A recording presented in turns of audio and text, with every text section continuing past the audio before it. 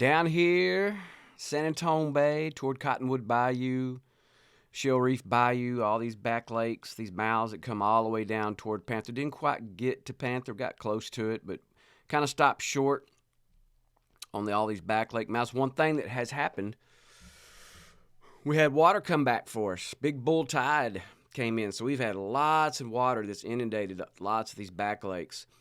So the one thing that when that takes place, when you've had negative tides for as long as we did, it helps concentrate your fish for you, which if you fished in the past 3 to 4 weeks, you probably got some opportunities and had some really productive days and some really small areas that those fish were hanging out in just a tad bit deeper water. But the flip side to that is when you get lots of extra water that comes in over, a 2, 3, 4 day period, it starts pushing those fish and it starts flooding areas that haven't had fish in a while. And what it is you got bait that starts pushing up in these little bit shallower areas like that gets back in this grass. So it scatters your fish. So you have to kind of have to regroup, kind of have to refigure out a pattern. And, the end of the week for us, that's what we were contending with. We were like, okay, our fish have been kind of hanging in these types of areas, and those fish were not there. They were scattered. They were few and far between. Then we just started hitting shorelines and started really working the edges like that around the little islands that hadn't had water on it in a while. And our fish were up in the grass and, right on the edge of the grass line, right off on the edge of the drop, in the grass itself, literally up in there because there was still enough water. Just those fish could swim around in and out of that grass area and find what they were looking for, looking for their food source. They weren't necessarily having to be out in the deeper edges or deeper cuts or guts or anything like that anymore. So it's a good and bad thing. The big flush of fresh Gulf water have come in here, and it'll help our bay systems. It'll help our back lakes. It'll help all of it. It's really good. It stimulates the bay systems and all the back lakes and everything. So it's a positive thing. You just have to do a little bit more work on our end of it, locating what their fish are doing, how to regroup with them. So once we kind of figured that out, then looks like we've had this nice little push of cool front that popped in here, so that changed things a little bit as well. So you kind of had a lot of extra water in here, and then you had a little cool front that's kind of pushed in here too, right here on the weekend, late Saturday into Sunday. High winds earlier during the week, so you had all those different things. Those factored in to try to find you some protected areas where you could run, what you could do. We had one particular day that we came up here, kind of looked at the weather pattern, because I don't really want to run that far when that weather's cranking like that. So we spent a day up here and just getting in these back lakes when there's that extra water in there and just kind of waded back up into these areas like this. And we found fish further back than really kind of what I even thought I would anticipate finding. We found some out here on the outer edge. Cottonwood Bayou is always one of the favorite areas I like to fish back in here. Like I said, we didn't get all the way into Panther. It probably wouldn't have been a bad idea to go back up in there. But we just decided to keep it in these particular areas, and you can work all back into these. You got a nice little gut there, big flat that comes back around here, and you've got all this area here that you can wade. And again, with the amount of water that we had, the fish were pushed way back in there. So like I said, I didn't really anticipate them being quite as far back as what they were, but that's probably the first time they've had an opportunity to get back in some of those areas in several weeks. So they were kind of exploring. So we were getting here in Shell Reef Bayou, throwing some topwater baits in here. And all this water back in this here is typically, knee deep back in these areas back in here, and where it's been even less. The last 3 or 4 days, it was, thigh to waist deep in some of these areas back in here. So like I said, that's a lot of water that you can cover, and it's a big back lake here. You can spend a lot of time in it, which we did. Primarily redfish that we found back in here, some scattered trout in here that were pretty good in some of these areas. That was the two main species that we found back in there, so what we call it. Now, there was probably, flounder somewhere in there, or maybe some black drum that we did not catch, but it was more of an exploratory type thing for us this past week, just to see what these fish were doing and see where they were going to be kind of hanging out. Baits that we were throwing, again, the main 5 baits that I've been primarily throwing now for several months has been down south, been knock and tail, mirror lure, coastal brew, pav lures, and then sprinkle in the topwater baits here and there, In the color selections, it's been pretty much the same. Twisted tea, and again, depending on what your water clarity is, you want to go with either a darker or a lighter color or even translucent if you got some really clean water. With the amount of winds that we had during the week, it was getting 25, 35 mile an hour winds, so there was a lot of dirty water. So we were kind of hanging more toward our darks, like Big Papa, Watermelon Red, in those particular flavors. The Demon, Purple Demon, that darker flavor in that. And then there's one I think down south that's come out with it's a real orangey-ish looking one. I think it's called O.J. Simpson is what that flavor is. So it did pretty well in that darker or in that more stained and dirtier water. So and then of course standbys, Watermelon Red, and in any of the flavors across the board. It didn't matter which brand you threw. And then of course we throw in some top water in these back lakes, see if we couldn't get some opportunities that way, and we got a few blow-ups here and there and caught a few fish on it, so it was a lot of fun with that. And then if we were fishing, like I say, deeper edges, like the fish pretty close to the shoreline, we were throwing some Soft Dine XL, Double D, kind of mixed in there as well. So it was kind of a variety of different things, and everything pretty much was in the original size. We threw some of the supermodels or bigger models or just your regular 4-inch and 5-inch baits across the board in all the particular brands. Was the main thing, because we're in our transition days, fixing to be in a full moon phase is coming up here in a few days. Something to consider to your primary size that you're going to want to throw as far as profile goes. So if this water continues to stick around for us over the next several days or this upcoming week, there should be some great opportunities for you to be able to get in some of these back lakes. Again, with the amount of water that we've had that came in toward the end of the week, we started fishing up here in these back lakes that come here off the Mott area around the Long Reef Bend. So we were able to, again, when we had our negative tide weeks, we were fishing that bar that's out here, fishing on the outer edge of it, and then fishing just in the guts, in the deeper cuts like that. Now with all this water that has come back, man, we're fishing right up on the edge of the shoreline, which I mentioned in the last little video there. This is where your fish are located. They're up in that grass, on the edge of that grass, as close as they can get to that grass as possible, because that's where all the little shrimp, little crab that's kind of pushed up in there, that's when they're looking for those fish or looking for their food source.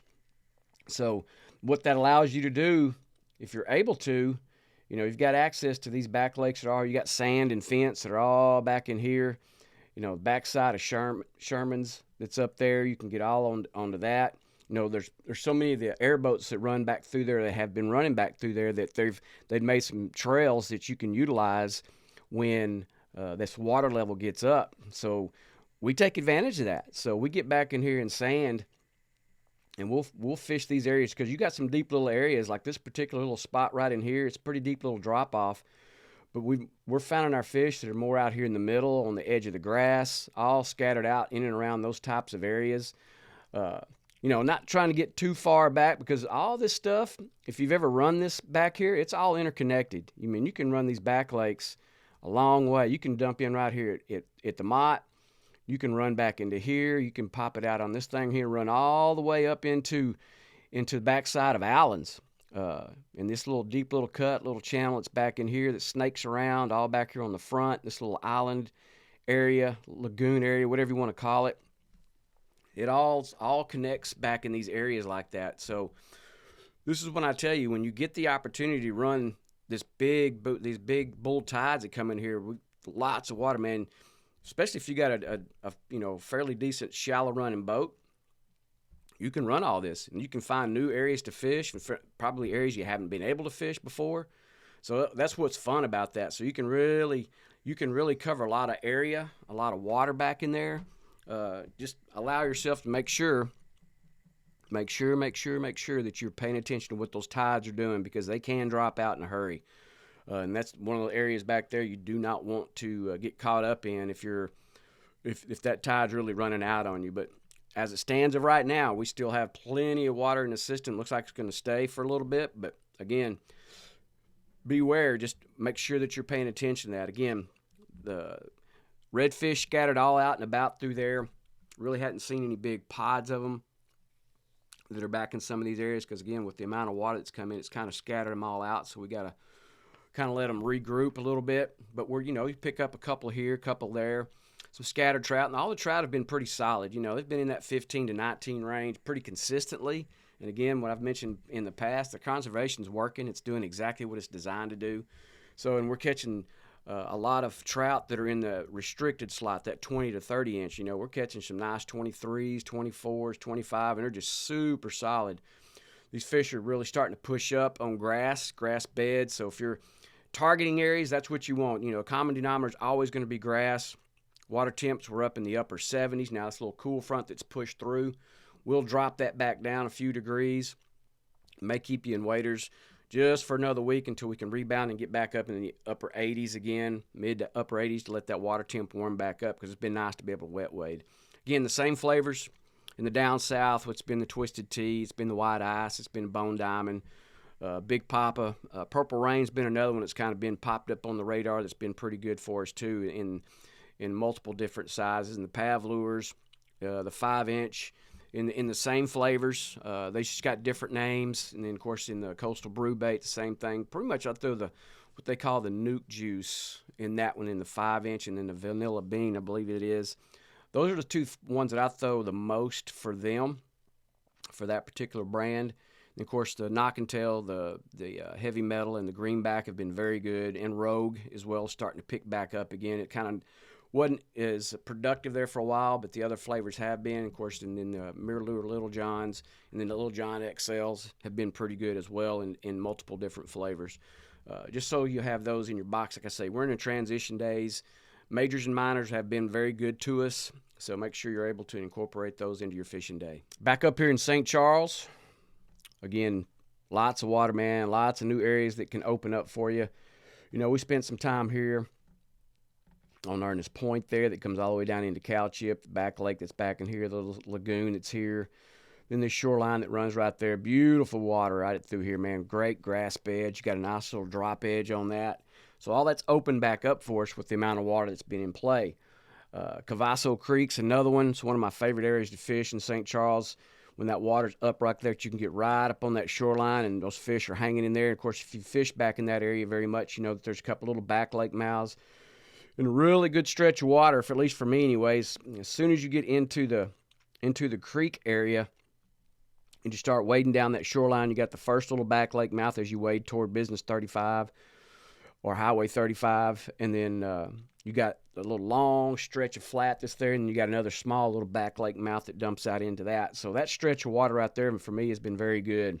Throwing top waters in there, throwing all the different baits that they've talked about in the last couple of videos have been all thrown in that. All thrown on 16th ounce jig head, but that water's been much deeper in there over the last several days. So, and you can get somewhat general protection back there.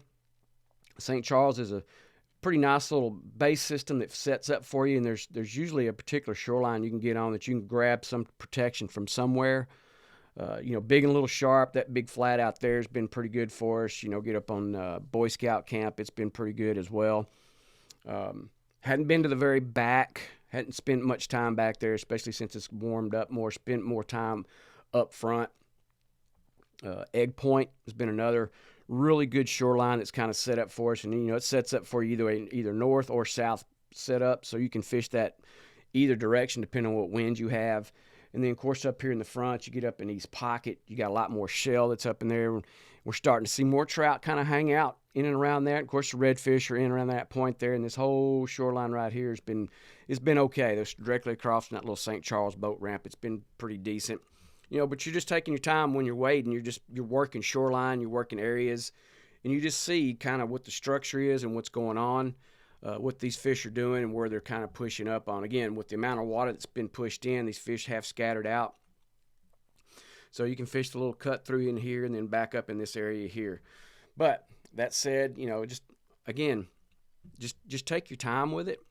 Again, the same baits, majors and minors. We've still got a bunch of water that's still in our system. We just need to get on the backside of this little cool front and get past this section of transition days headed to a full moon, and really keep an eye on what the tides are going. If you're going to be able to be on the water this upcoming week, really pay attention to what your tide levels are going to do, because as quickly as that water came in, it can recede real quickly. So, and it can change your fishing in a heartbeat. So just again, pay attention to those kind of things, especially what our weather patterns are going to be over the next 8 to 10 days, and just see if that's going to be a stabilized type of thing. But if you're able to get out on the water, be safe while you're out there and have a good time.